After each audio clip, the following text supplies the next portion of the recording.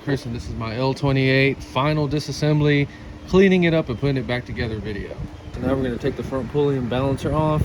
This is a 1/116 inch or 27 millimeter. The engine is out, and I just have some piece of metal stuck in there blocking it from spinning.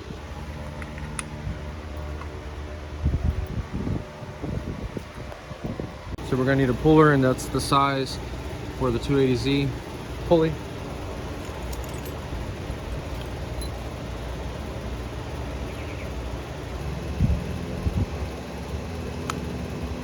Just like that.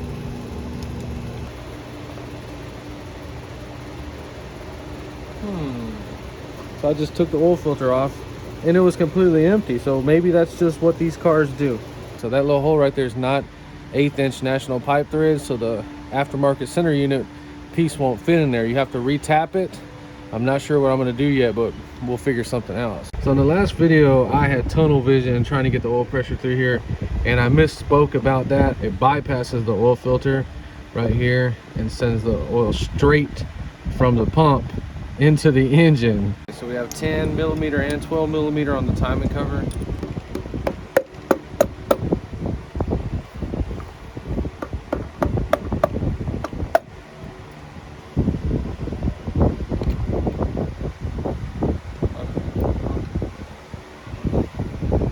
So this one has this little splash ring looking piece right here, and then the distributor drive gear, timing chain gear.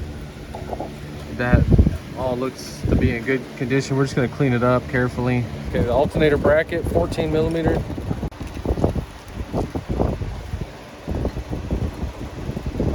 Motor mounts are 14 millimeter.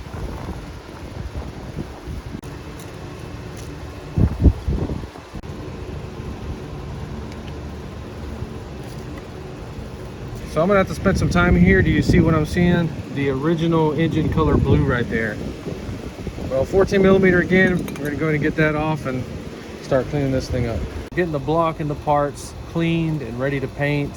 Don't hate me, I'm letting you know in advance. We're probably gonna mask this off and sandblast it. That's the only way that you're gonna get the paint to stick in every little corner. So let's go ahead and clean the other side and get an idea how we do that. Buy the brands that you feel comfortable using. We're gonna look at this block, and if you see that heavy grease like that, you're gonna have to attack that before you start using stuff like this. It can be helpful to clean this stuff all together. There's the greasiest part of this whole engine. We're gonna get some gasoline, start breaking it down.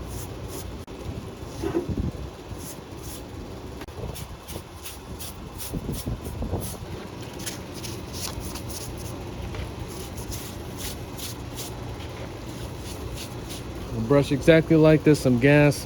It just softens everything up better than any other way I've ever tried.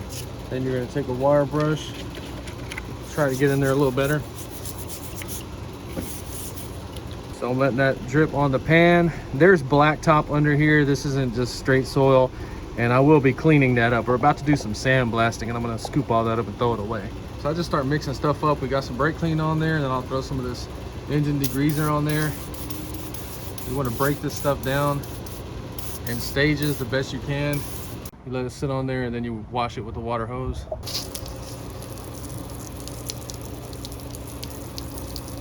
You just keep working in stages. That's the first stage. That one's on its second stage. This one is on its third stage, almost ready. You have to be super patient when you're doing this and search for any places that the paint's gonna come off. The last thing you wanna do is paint your freaking engine and this paint starts peeling off. So we degreased it very well, but it still has like residue on there, so it's masked off. I'm gonna go ahead and lightly sandblast it.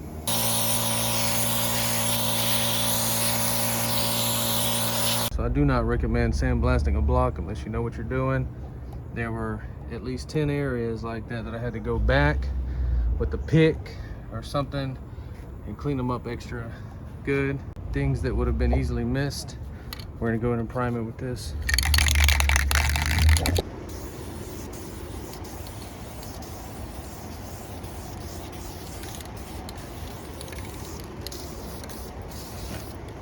All right, so I'll put about 2 or 3 light coats on there like that.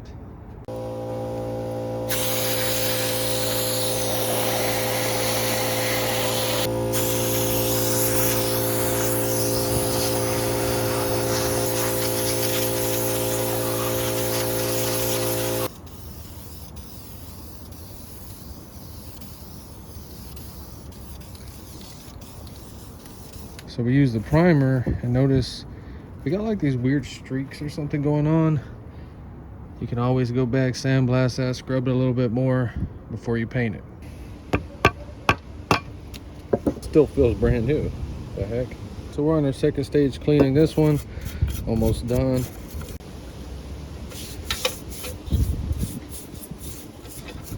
So for the bolts, I always scratch all the little crap out and I clean every bolt up perfect. I do this to every bolt. It's not the original one. We don't discriminate on this channel. We treat him just as equal, or her. So these two pieces are not trash. The little plastic wire holders are factory, and they're very expensive if you throw them away. They're like $30. So on a car like this, we have a bunch of different size bolts, everything from the timing cover. Do this or you will regret it.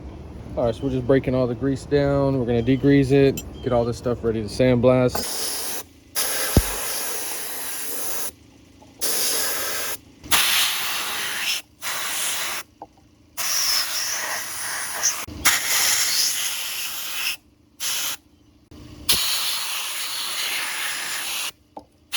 All right, we're gonna sandblast these, but look, the paper's wet. Dang, scary. No. So I just use the sandblaster to clean the top layer. I don't like to use it to break everything down, so I'm going to take a wire wheel and clean that up a little bit. It has very deep rust on it. It's actually bent where it threw a rod right there. Very rare to see that.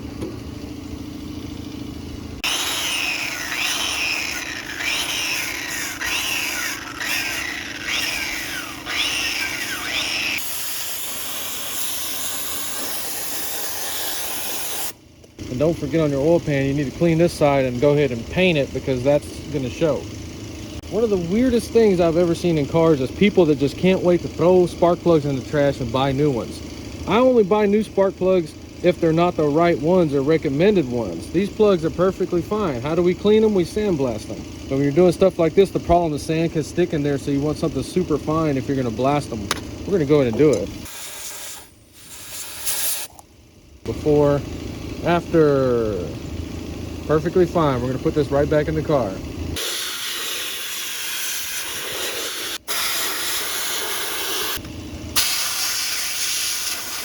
So I am wire wheeling it and sandblasting. It just got rained on a little bit. We're going to try this and see if we can deeply remove some of that rust before spraying this. Creamy. This has the consistency of contact cement. There you go. First time using it. Supposed to let this stuff sit on there for an hour or two. I just let this one sit for about 30 minutes. About 30 minutes on that one. As you can see on this oil pan, it worked very, very well. We're going to apply it again right there and right there. But this is really insane to do this in less than an hour. It reminds me of using the molasses and navel jelly. In other words, it's going to leave a coat, a residual that you're going to have to wash off, scrub off, maybe even sandblast off before you paint. And I hope you can see that right before our eyes. It's just starting to orange up everywhere. That's the rust forming already within seconds. So the stuff works. I'm going to go ahead and recoat it one more time. We're on our second attempt at this. Obviously this is going to take a long time, but it's actually working on there, and I'm impressed as well. So I put a second coat on this one. As soon as we wash this, we're going to dry it, sandblast it really light, and then we're going to go straight to priming it. I'm going to go wash it. All right, so does that stuff work? Absolutely, 100%. We're going to use this industrial drying cloth.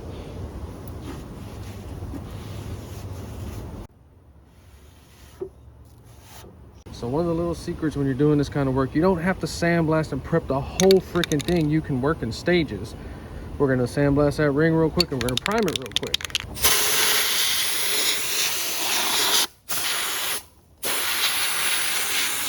Oh yeah, I'm using engine paint, primer.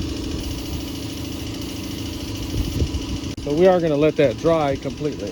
All right, we're going to have to cut this video short. I apologize. My blasting sand is wet, and look at my clothes. I'm not going to get in my truck like this and drive to Home Depot right now. So threw it out on the table looking for the dry sand. There's no dry sand at all in there. We're ready to do a quick sandblast on there, prime that. We got this perfectly ready, perfectly clean to do a light sandblast. And we're going to paint this cast aluminum, the silver aluminum color. Same thing, this was ready. That engine is primed and ready for paint, but I want to paint all the blue at one time. You know, a little sneak peek to people that don't skip through. The wide body kit came in. I'm gonna have a review video on there. That thing, you better check yourself before you wreck yourself, because you will wreck yourself. Like wreck yourself mentally and have a mental breakdown after you spend all that money. Big storm, cold front coming tonight. I'm out here, got my portable workstation out here like a dumbass. Gonna retract the roof over. Oh God, that's just crap anyway. Oh my God, I forgot about the oil pan bolts. God dang it. Frick. The fuel injection intake's just been sitting out here, and I got the carburetor set up sitting on my kitchen table, walking past them both, and I'm telling you right now, I like this, and I am gonna try to keep the fuel injection. But you know what I'm gonna do? Just to give you some ideas of future videos, I'm gonna figure out how to build my budget updated EFI kit. Like they sell that fast EFI Go kit. Why is it $1,500? It makes no sense to me that it costs that much. So these colors were left over from the dually exhaust project. So we're gonna do the manifold and this cast aluminum color, flat aluminum. It's not the first choice, but that's what it's gonna be. The engine is gonna be Ford blue, I believe, Ford blue, Chrysler blue.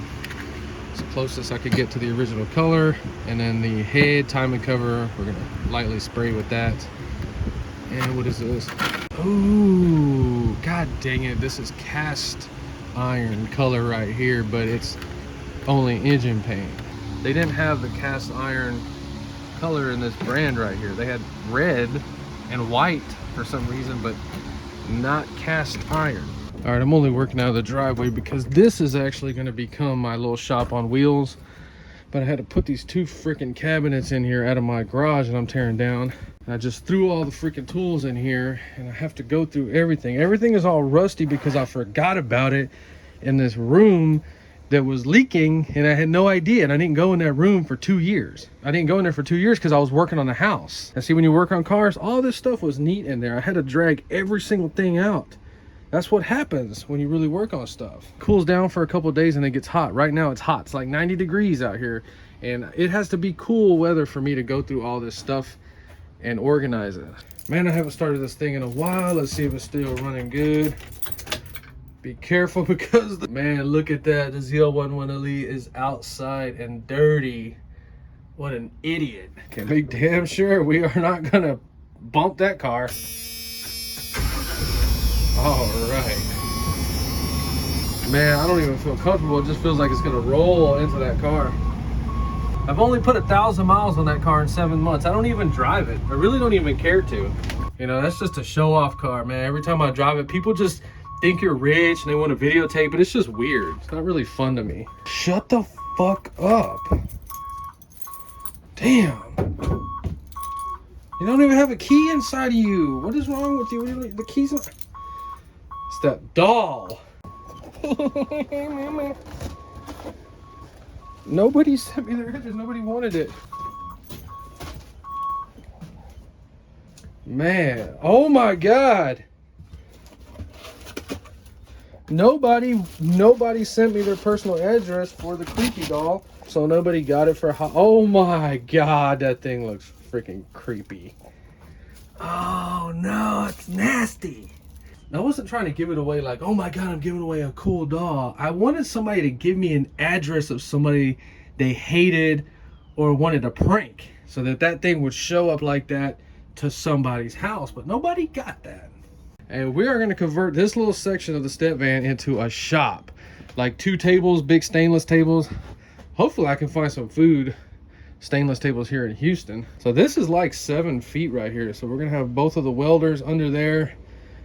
Another stainless table, all shelved out. We're going to put shelves all over this thing. You know, that's what I'm going to end up doing. That way I can keep the greasy, nasty tools, oils, all that crap in here and not in my future shop. My future shop is going to be assembly stuff for YouTube videos, wiring only. No greasy, none of this. You'll never see this in my new shop, but you'll see it being built here in the future. Very excited.